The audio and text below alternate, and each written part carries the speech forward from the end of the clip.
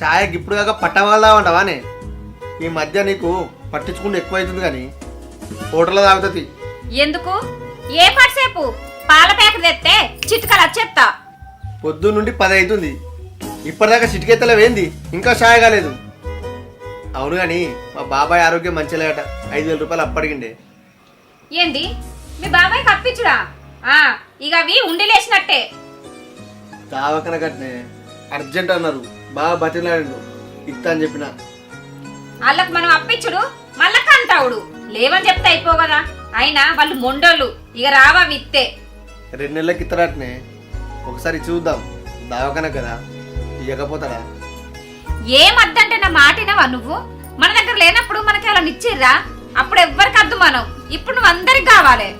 ఇవ్వలేవని అనుకొని నేను ఇస్తా. నా పైసలు నేను ఇస్తా వసూలు చేసుకుంటా. నువ్వు సప్లా కూకో సరేనా? ఓహో నీ పైసలు నీ పైసలు నువ్వే నిండేరు కదా. సరే సరే సరే గట్లెందుకన్నా నేను అడగతా కదా అన్న కావాల